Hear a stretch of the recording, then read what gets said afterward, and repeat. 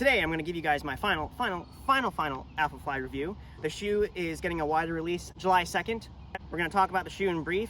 If you guys have seen my other videos, I've done a whole stream of videos. It's pretty much the basis of my channel in the beginning on Nike Alphafly versus Nike Vaporfly. Link to that playlist will be at the end of this video. We're going to briefly talk about everything that I've done in those videos in this video so you guys can decide whether you believe that the shoe is right for you. First, let's talk about the first impressions of the shoe. When I first put on the shoe, the adamant felt pretty tight and it was very hard to put on. There's two loops here for a reason, and that's to actually slip your foot in. The adamant is very breathable compared to the vapor weave, and I do like the fact that it is. And it's actually, I believe, a heated fly knit. Correct me if I'm wrong down in the comments. And it feels more airy. But if you guys check out my other video where I actually measured the shoe compared to the Vaporfly Next percent, this shoe was heavier. And I also wet bolt shoes. And even though this drains better, it was still heavier overall because it held moisture, but less moisture than the Vaporweave material or the Next percent shoe itself. So overall, this is a heavier shoe. According to the book Runner's Body, every 1.8 ounces of weight at the foot, because it's, physics, it's distal of your lever arm, hurts running economy by 1%. So a lot of the people, I guess in the past, have commented, hey, the shoe's heavier, wouldn't a lighter shoe be more efficient? Not always true. The technology in the bottom of the shoe can offset that. If you go look online, search on Google, there's some reports saying that this shoe increases running economy by 7 to 8% versus 4 to 5% of the Vaporfly Next percent.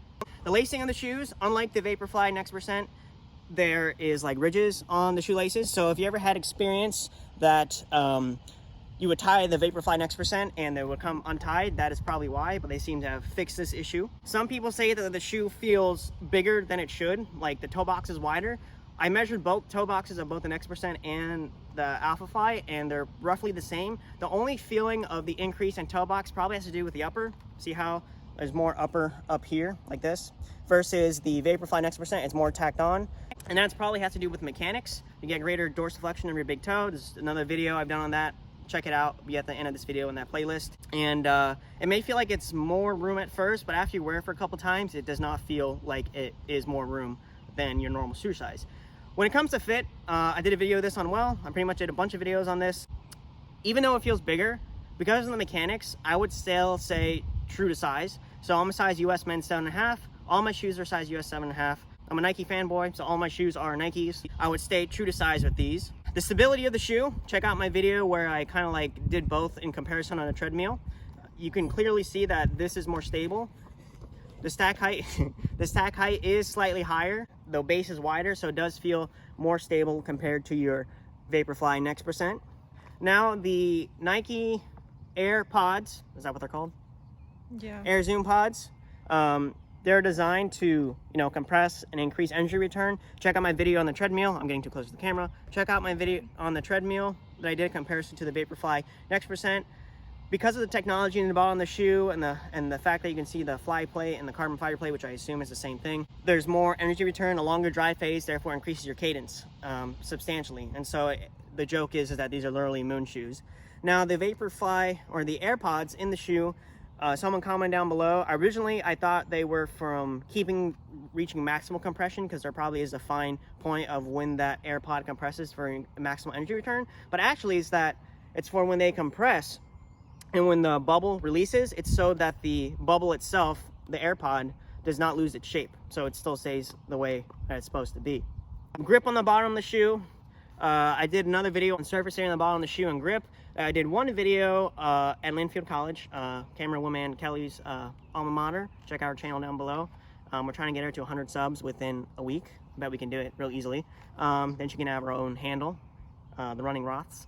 So we talked about surface area, an increase in surface area, like the Vaporfly Next percent had the laser etching, right? So chances are you would have more grip because there's more surface area. This shoe, on the other hand, has less surface area, at least it seems to be. I'm not going to 3D measure it or anything. Comment down below if you know anything different.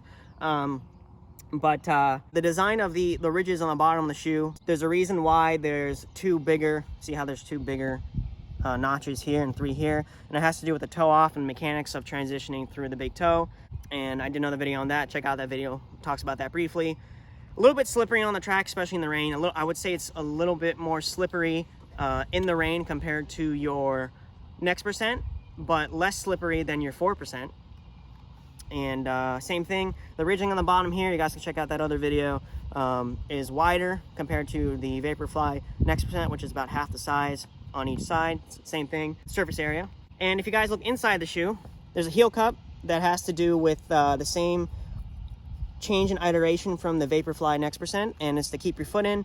Some people complain at some of the recent shoes that came out by Nike that there's heel slippage. I wouldn't say there's heel slippage in this. The only thing I would say where you feel more room at first would be the toe box, which I already mentioned. The insole is not removable, so you can't put an orthotic if you want to. I have about maybe 50 miles in these so far, maybe a little less. Still going strong. I would definitely say they're way more durable than the Vaporfly Next percent and the Vaporfly 4%. Pretty much any iteration after the 4% is more durable. The ZoomX foam or the plating of whatever is on the 4% falls apart literally after one run, but these are pretty durable. You can check out the bottom of the shoe. I would definitely wear socks with these. Maybe you can get away without wearing socks. Guys, I also have used these shoes for many different testing distances. I've done an 800 meter time trial in them. I've done a 1600 meter time trial in them. I raced a 10K in them. I would definitely say you could probably get away with these running 5K and up. The Norwegian record was broken by Jacob Ingebrigtsen, and he was wearing actually him and his brothers were all wearing Alphafly Next percents, and so it can be done. If you're in high school and you're like hyped for this shoe, but you're like an 800 meter runner, a miler, and 2 miler, I would say stick to either spikes or the Vaporfly Next percent. If you are running anything 5K and up, majority of the time in high school, you're probably running cross country. So unless they make like a cross country version of this shoe, which would be pretty sick if they did, I would still stick to your whatever road racing shoe, cross country, flat, or spike you're wearing. But if you are a half marathon, full marathon specialist, this is the way to go. There is a small study out there, at least with the Vaporfly Next percent, that running economy or efficiency is just as good as spikes. It's actually better than spikes racing a 3K or 3,200 meter and up distance wise. Comment down below if you know otherwise. Would I say it's worth the money? Yes. And how do I feel about the shoe? I like it. I'll definitely wear them. I'm definitely going to save these for my marathon whenever that may happen. New York just got canceled, so I really hope, fingers crossed, that Chicago does not get canceled. And I'm really hoping they come out with new colorways because I love white shoes because my Pegasuses are white. Everything I wear is white. My car is not white though. If they had a white one, I would have gotten a white Hyundai Tucson Night Edition. Yeah. The overlays of the shoe, the Nike swoosh is kind of like, it looks like it's like painted on, so it's not like it's gonna peel or anything. There is like a 4-foot guard in the front. I talk about that so that your big toe does not go through the top of the shoe. Check out that video, it talks about it more in detail. Also, that guard, there's probably a term for it, I just don't know off the top of my head, goes all the way around the shoe up to here, probably to keep it from collapsing on itself. A little bit of arch support here, you feel it when you wear the shoe, but it's not crazy. Definitely a high performance shoe for longer distances, and yeah. Like, share, comment, subscribe, hit the notification bell for when I post my next video. I haven't done a shoe video in a while, so here's a shoe video for you guys. And make sure you guys check out Kelly's channel. Link will be down in the description below. Just trying to reach 100 subs as quick as possible. Make sure you check out the Running Secrets channel. He's trying to hit 100 subs by the time it's his birthday. Link will be down in the description below. I don't know when his birthday is, so maybe by the end of this week, you guys can give him a sub. Make sure you guys check out Boulder Underground, coaching service that I use. Link down in the description below. Make sure you guys check out Lab Semi-Custom Orthotics. If you guys got plantar fasciitis or any lower extremity injuries, definitely help. Use my code WhatUpFam10 for a 10% discount, no purchase minimum. They're made of carbon fiber. You can get ones that are made of plastic too. They're not as hardcore. And yeah, I'll catch you guys next time. Peace. Let's go, Josh.